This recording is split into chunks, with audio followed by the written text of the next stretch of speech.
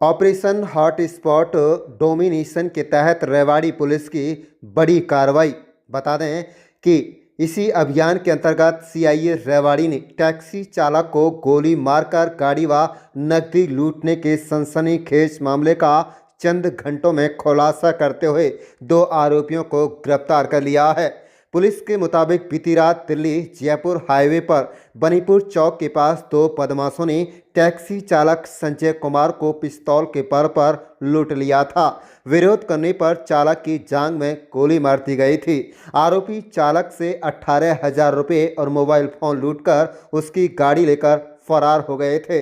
इस संबंध में थाना कसौला में लूट, हत्या के प्रयास और आर्म्स एक्ट सहित विभिन्न धाराओं के तहत मुकदमा दर्ज किया गया। डीएसपी बाबल सुरेंद्र सिवरान ने प्रेस वार्ता करते हुए कहा कि सीआईए रेवाड़ी की टीम ने त्वरित कार्रवाई करते हुए राजस्थान के अजमेर निवासी देवांशु और उत्तर प्रदेश के आजमगढ़ निवासी शुभम वर्मा को कुछ ही घंटों में गिरफ्तार कर लिया गया। आरोपियों के कब्जे से लूटी गई taxi, 2 pistol, 89 round, 3 magazine, 4 mobile phone, SIM card और एक वेब ब्लॉर, जैमर और जीपीएस डिटेक्टर बरामद किए गए। आप देख रहे हैं रेवाड़ी ब्यूरो रिपोर्ट।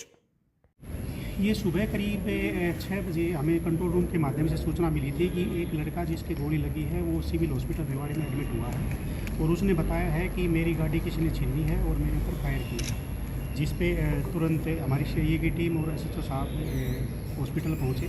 उन्होंने लड़के से बात की तो उसने, ये लड़का है संजय कुमार, ये अलीगढ़ का रहने वाला है।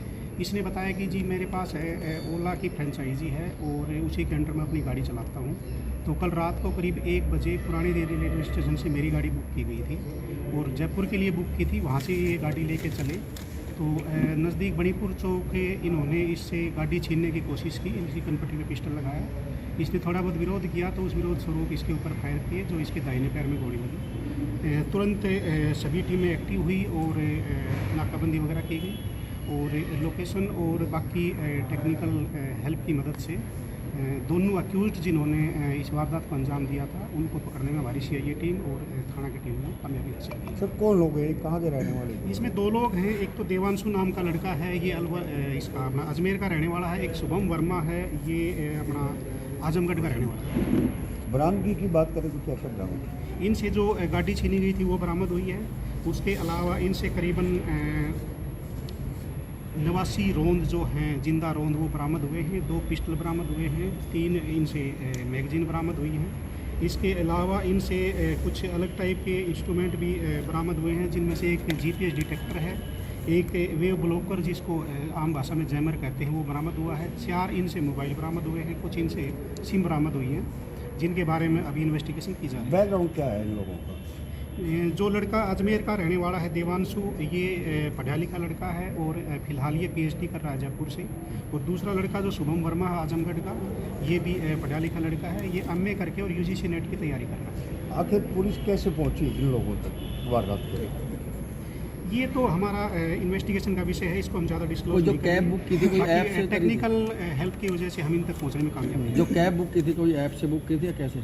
नहीं, नॉर्मल इन्होंने कौन सर, से क्या इसका पहले का कोई बैकग्राउंड है? किस वजह से इन्होंने ये वारदात को अंजाम दिया? देखो अभी तो है ना, हमें इनको राउंड अप ही किया है। अभी इस बारे में क्या इनका एम था, किस लिए गाड़ी लूटी थी, क्या इन्होंने करना था, पहले का कोई बैकग्राउंड है या नहीं है, उसके बारे में अभी गहनता से जांच 2 बड़े बोरों की भी बात आ रही थी। जो घायल था वो कह रहे थे कि 2 बड़े बोरे थे, सुनसान जगह पे उन्होंने उतारा है। इस तरह का भी बात वो बयान में कह रहा था। क्या वो सामने आया कुछ? नहीं, बैग जो इसके पास था, बोरे नहीं थे, बैग था जिसमें इसका जो ये देवांशु है इसका कुछ सामान और कपड़े थे। बाकी इस तरह की कोई बात हमारे संज्ञान में नहीं है और अभी गहनता से पूछताछ और इन्वेस्टिगेशन की जाएगी। इनका पुलिस रिमांड भी लिया जाएगा। सर आपने कहा कि पीएचडी कर रहा है कि एमए कर रहा है, क्या लगता है जिस तरह से इसके पास इतना असला मिला है और जिस तरह जयमाल तमाम जो हैक करने के लिए तमाम सारी चीज़ें थी, क्योंकि बड़ी वारदात कुछ तो प्राथमिक जांच में मिला होगा कि आपने जो वेरीफाई किया होगा? देखिए, आप जो कह रहे हैं इस चीज़ से इनकार नहीं किया जा सकता, लेकिन अभी प्राथमिक जांच में हम कुछ से नहीं कह सकते, क्योंकि प्रॉपर इंटरोगेशन अभी इनकी करनी बाकी है और पूरे पूछताछ करके उसके बाद अगर कोई नई बात आती है तो आप लोगों को बताएं। दिल्ली में अभी एक टेररिस्ट घटना हुई थी और दिल्ली से लेकर यहाँ तक पहुँच जाते हैं, वहाँ की फेलियर रहा।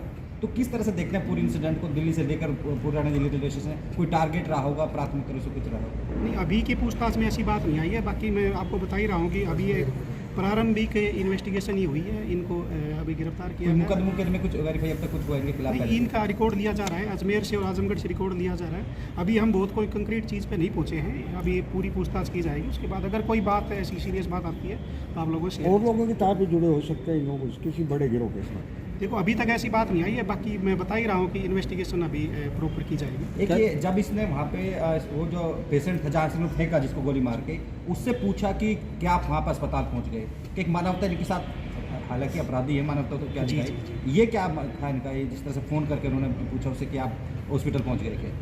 ये इससे हमने ये बात है जो आप पूछ रही है हमने ही पूछी है। तो इसका यही कहना है कि जी मेरी आत्मा ने थोड़ी सी है ना आत्मग्लानि महसूस की और मैंने एक इंसानियत के नाते उससे फ़ोन करके ये बात पूछी। इनके पेरेंट्स से बात हुई, उनका कोई बैकग्राउंड पता लगा हो? नहीं, अभी बात की नहीं है। अभी तुरंत लेके आए हैं, अभी की जाएगा सब कुछ। ठीक है सर। जी।